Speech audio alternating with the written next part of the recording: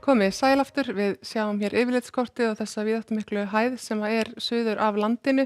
Hún hefur nú stjórnað veðrinu svo sem undanfarna daga en framhjá þessari hæð nær Grænlandi kemst hlýtt og rakt loft og það verður lægðamyndun á Grænlandssundi. Lægðin gengur hér til norðausturs og við fáum skilin frá henni inn á land á vestanvert landi fyrst annað kvöld og þetta gengur síðan yfir land aðra nótt. Það hlýnar mikið með þessu og maður búast við úrkomu svona víðast hvar. Við sjáum hvað hefur verið kalt á þessu hitasviðskorti en hlýjalofti kemur þarna með þessum hlýja geira upp Grænlandssund og valdur að þessari lægðamyndun. Það verður þá hlýtt í skamma stund en síðan snýst í vestan og jafnvel norðvestanátt og það kólnar aftur á föstudag.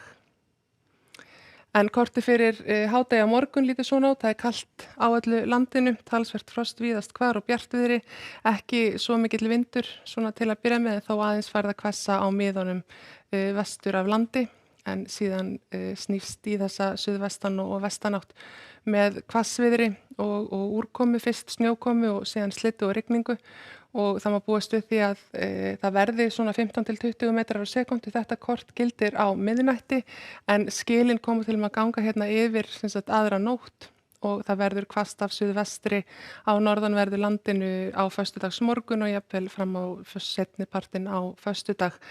Þetta verður ekkit sérstaklega skemmtilegt ferðaveður þannig að það þarf að hafa varan á.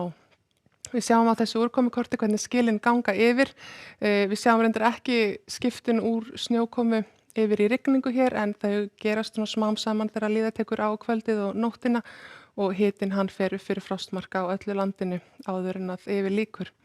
Á föstudag klukkan 15 og þá útlitið svona, það verður svolítið mikil rigning við Breiðafjörð líklega fram eftir degi og sennilega hér við Faxaflóa líka og áfram síðan til austurs eftir því sem að líður á daginn en það hins vegar verður væntanlega þurrt á Austfjörðum allan þennan tíma og úrkomuskugginn lítur þannig út. En það verður áfram hvasst og síðan gengur í þessa vestan og norðvestanátt aðfaranótt laugardags. Það verður lægð sem að dýpkar hratt við norðaustur ströndina, hún verður nú svolítið norðaustur á landi en skilin frá henni verða við norðaustur ströndina. Eins og staðan núna lítur út fyrir að það gæti orðið þetta norðvestan 20 til 28 metrar á sekúndu svona á Langanesi og þar í kring á laugardag.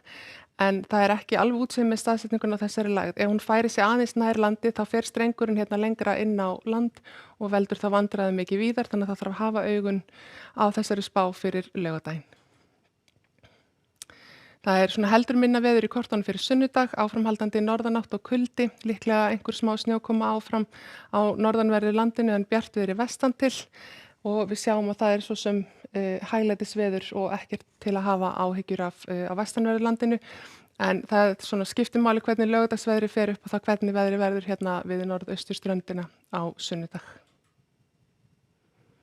En það er fínasta veður svona fram eftir degi á morgun, gengur síðan í hvassa vestanátt með snjókomu sem verður síðan að slyddu og rigningu annað kvöld og aðra nótt og fram eftir degi á föstudegi þannig að það þarf að fylgjast vel með veðri og færð ætli fólk að fara milli landshluta. Verið sæl.